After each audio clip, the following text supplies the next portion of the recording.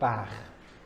Rwan ta, bore dydd Sul pythefnos yn ôl, nes i gychwyn cyfres o bregethau Actau'r Ysbryd Glân. Da ni'n gwybod na enw'r llyfr, wel, y traddodiad ydy na Actau'r Apostolion ydy'r llyfr yr Actau.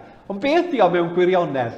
Ydy'r ffordd mae'r Ysbryd Glân wedi gweithio ac yn gweithio ymhlith Cristnogion.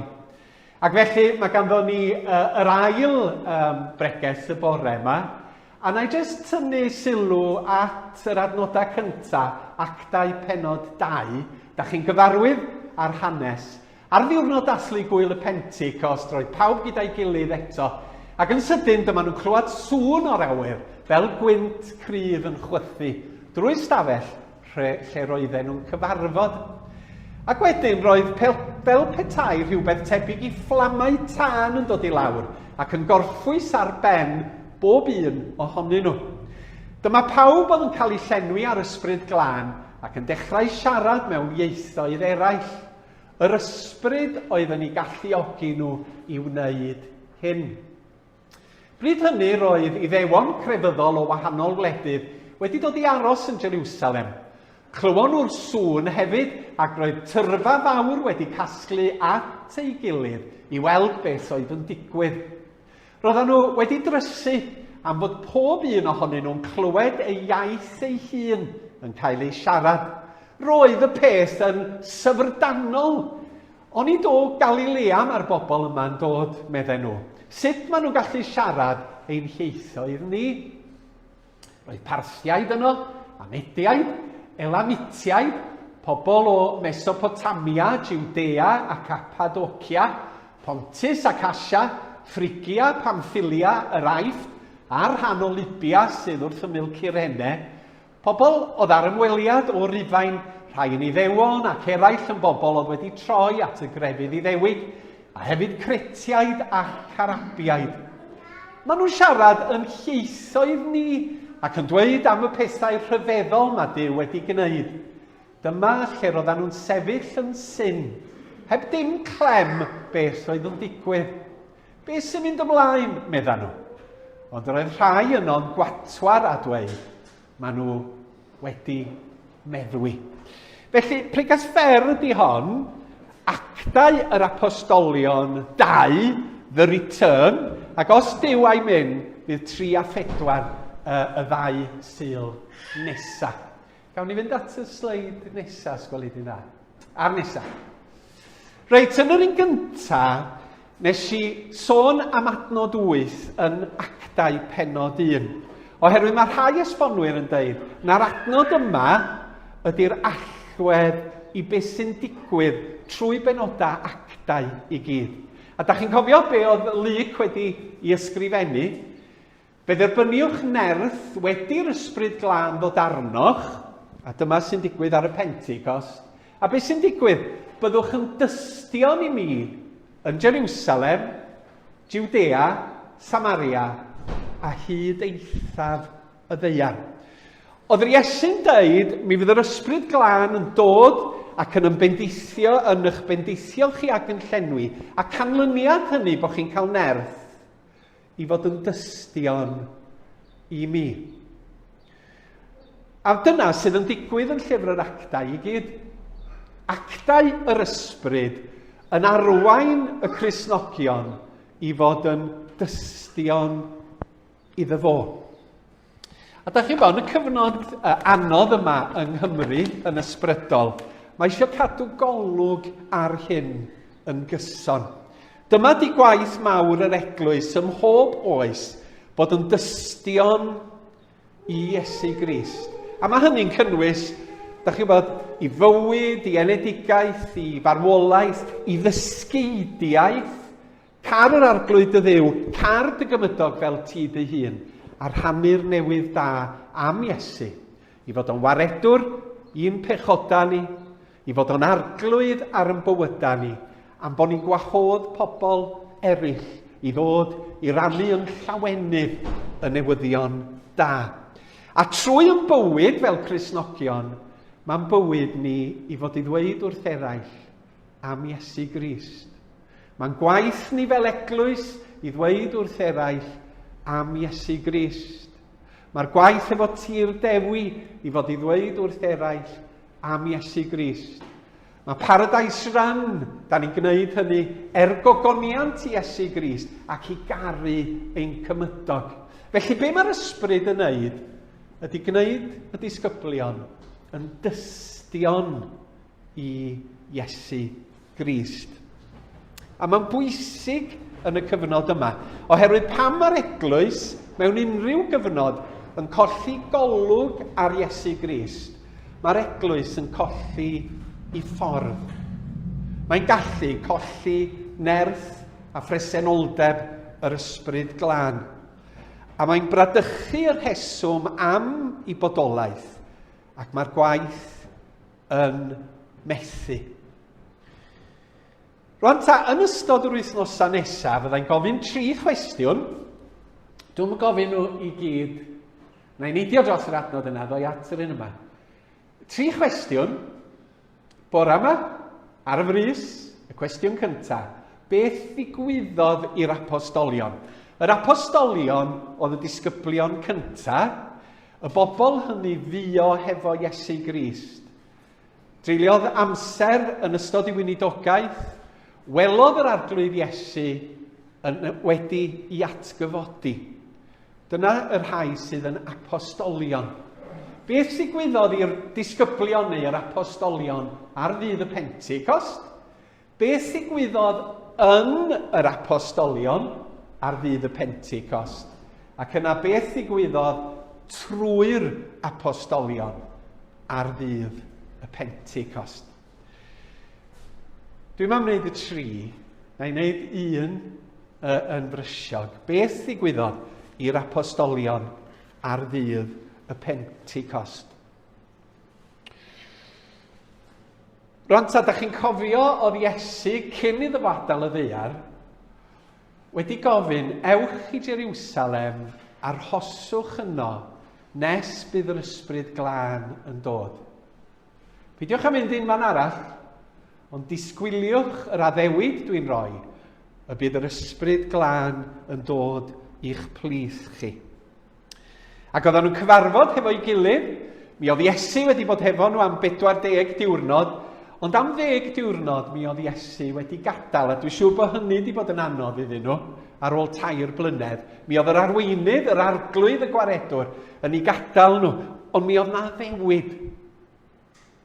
Mi fydd yr ysbryd yn dod arnoch chi ac yn rhoi nerth i chi. Ac ar y Pentecost, dyma hyn yn cael ei gyflawni. Addewid Duw yn Iesu, oedd o wedi addo, addewid oedd yn mynd yn ôl i'r Hen Testament, oedd y proffwydi wedi sôn fel Joel, mi fydd yr Ysbryd Glân yn dod mewn nerth arnoch chi.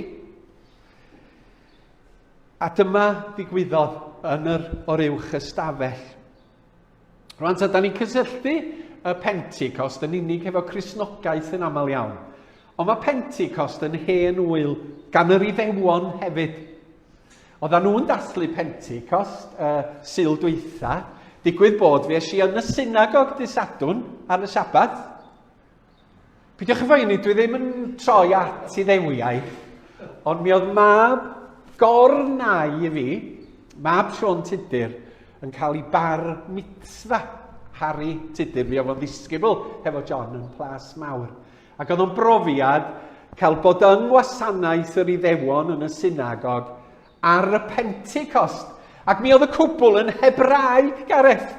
It was all in Hebrew in the synagogue, and I couldn't understand anything that was going on. But I looked very intelligent during the service. For 3 hours. Peidiwch â cwynos di'r oedfa ni'n hir. 2 awr o ddweudfa. Pentecost, yr Iddewon yn Cincoed. A mi o'n y deimlad o ran, da chi'n gwybod, nath Iesu fynd i'r deml o'n 13 oed. A dos bosib bod rhai o'r hyn oedd yn digwydd yn Cincoed yn 2023 yn rhan o brofiad Iesu Grist yn mynd i'r synagog a darllan darn o'r Tora, a Harry Tudur yn darllan darn o'r Tora y bore dydd ar y Saboth hwnnw. A y Pentecost i'r Iddewon ydy gwyl y cynheuaf cynnar. Blaenffrwyth y cnwd, first fruits, blaenffrwyth y cnwd. A'r rheol gan Iddewon ydy bod chi'n rhoi y gwenith cyntaf da chi'n gael yn rhodd i'r arglwydd. Nid yr ail, nid y degfed, nid yr ugeinfed crop, ond y crop cyntaf. Da chi'n cyflwyno ysgub. Dyna pam bod ni'n deud sgibo, bod ni'n cyflwyno ysgub i Dduw. Blaenffrwyth y cnwd. Ac yna, dyma'r Ysbryd Glân yn dod, ac wrth gwrs, fe ddaeth 3,000 o bobl i gredu yn Iesu Grist. A mi oedd hwnnw'n flaenffrwyth yr hyn yda ni nawr yn 2023. Y Cristnogion cyntaf yn dod i ffydd ar ddydd Sul y Pentecost. Mae'n rhyfeddol. Ar dydd Sadwrn y Pentecost. Mae'n drwg gynnau. Mae'n anodd, mae'n hawdd cymysgu rhwng y dydd, seithfed dydd a'r dydd ola. A dyma pam bod gymaint o bobl o wahanol genhedloedd yn Jerusalem ar y dydd arbennig hwn. Oedden nhw'n dod fel Iddewon i ddathlu gwyl y Pentecost. 50 diwrnod ar ôl dydd Gwener y Pasg. A'r diwrnod dathlu gwyl y Pentecost, oes gynnau hwn, John? Oes, gynnau hwn. Roedd pawb gyda'i gilydd, ac yn sydyn dyma nhw'n clywed sŵn o'r awyr, fel gwynt cryf yn chwythu drwy'r ystafell lle roedden nhw yn cyfarfod. Mi oedd y disgyblion yn disgwyl i addewid Duw, i addewid Iesu ddod yn wir. A dyma ddigwyddodd mewn ffordd ryfeddol a chynhyrfus ac anarferol iawn. A mae disgwyl yn rhywbeth pwysig yn y ffydd Gristnogol. Disgwyl mewn ffydd yda ni bob amser bod Duw yn cadw at ei air. Da ni isio i Dduw wneud pethau yn fwy cyflym yn aml na mae o. Ond mae Duw yn sofran a mae'n gwneud pethau yn ôl i amser a'i fwriad ei hun. Ac fel Cristnogion, da ni'n disgwyl trwy'r adag yn dydan am ffrwyth. Da ni'n disgwyl i bethau newid yn ysbrydol yng Nghymru. Mae'n galad ac yn anodd, ond yn y disgwyl hwnnw, da ni'n addoli yr arglwydd. Da ni'n tyfu yn y ffydd. Da ni'n diolch am Iesu Grist yn y cyfnodau o ddisgwyl, gan wybod bob amser fod Duw yn ffyddlon i wair. Chi'n bod yn Ioan 14 oedd Iesu wedi dweud wrth y disgyblion, fe ddof yn ôl a'ch cymryd chwi ataf fy hun, fel lle rwy fi, yr ydych chwythau hefyd. Allwch chi ddeo ail ddyfodiad di hwnna, ond dwi'n ama na sôn am yr ysbryd oedd Iesu. Dwi'n dod nôl, medda Iesu, a sut mae'r Iesu nôl gyda ni ydy yn yr Ysbryd Glân. Mae o gyda ni. Y Tad Mab a'r Ysbryd Glân, Duw y Tad, Duw yr Gwaredwr a Duw yr Eiriolwr yn yr Ysbryd Glân. Ac arwydd gweladwy fod yr ysbryd wedi dod ar y Pentecost, oedd ei fod o fel sŵn gwynt grymus ac fel tafodau o dan. A sylwch, diolch yn dweud gwynt grymus. Mae'n dweud fel gwynt grymus. Dydy o ddim yn dweud tafodau o dan, mae o'n dweud fel tafodau o dan.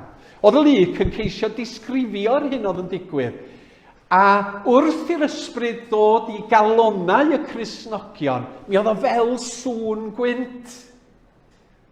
Ac oedd o fel tafodau o dan, fflamau o dan, yn syrthio un ar bob un o ddilynwyr yr arglwydd Iesu Grist. A mae'n reit debyg i ryw sacrament, dydi? Mae'r cymyn yn sacrament, mae gwirionedd ysbrydol, a rhywbeth da chi'n gallu weld, y bara'r gwyn, yn cadarnhau yn ffydd ni yn Iesu Grist. Mae bedydd yn sacrament. Iesu di gorchymyn, wrth gwrs, Ond mae'r bedydd yn arwydd o gael eich golchi'n lan o'ch pechodau trwy aberth Iesu Grist ar y groes, a da chi'n codi o'r dŵr neu'n cael eich... Di plentyn mae wahanol bedydd crediniwr, na i mynd i'r cyfeiriad yna. A da chi'n codi o'r dŵr i fywyd newydd. Rhywbeth gweledwy a gwirionedd ysbrydol. Ac ar y Pentecost, mae yna wirionedd ysbrydol rhyfeddol yn digwydd, sef bod yr Ysbryd Glân yn dod ar bob un sydd yn credu yn Iesu Grist. A'r arwydd symbolaidd ydy y tân a'r gwynt. A da chi'n gwybod, dwi wedi sôn dros y blynyddoedd am y tân a'r gwynt. Y gwynt yn Hebraeg, rwach, yn golygu anadl, yn golygu ysbryd, enaid person, ac yn golygu gwynt. A dyma sut mae'r Ysbryd Glân yn cael ei ddisgrifio. Yn y Testament Newydd, mae'r gair pneuma am ysbryd. Pneumatic drill. Pneumonia. Sgynnu nhw'n silent P yn Groeg gyda llaw. Pobl, yr iaith Saesneg o llyngodd y P. A'r gair pneuma sydd yn y fan yma, sydd yn golygu anadl, sydd yn golygu enaid neu ysbryd, sydd yn golygu gwynt. A dyma'r ysbryd yn dod fel sŵn gwynt nefol. A'r tân yr un fath ynddo. Yn y Beibl mae tân yn aml iawn yn cael ei gysylltu hefo mae Duw yma. Moses, perth oedd yn llosgi, o na fflamar y berth, a'r tân yn arwydd o bresenoldeb Duw hefo Moses. Elias ar fynydd Carmel yn gofyn i Dduw, dangos dy bresenoldeb arglwydd. Mae'r aberth ar yr allor, a mae'r fflama tân yn dod i lawr. Israel yn yr anialwch yn ystod y dydd, mi oedd na niwl yn ei harwain nhw. Ond yn y nos, mi oedd colofn o dan yn dangos presenoldeb Duw. Ac yma, ar y Pentecost, mae'r gwynt a mae'r tân yn dangos mae Duw yma drwy yr Ysbryd Glân. Mae'n gwbl syfrdanol pan da chi yn meddwl am y beth.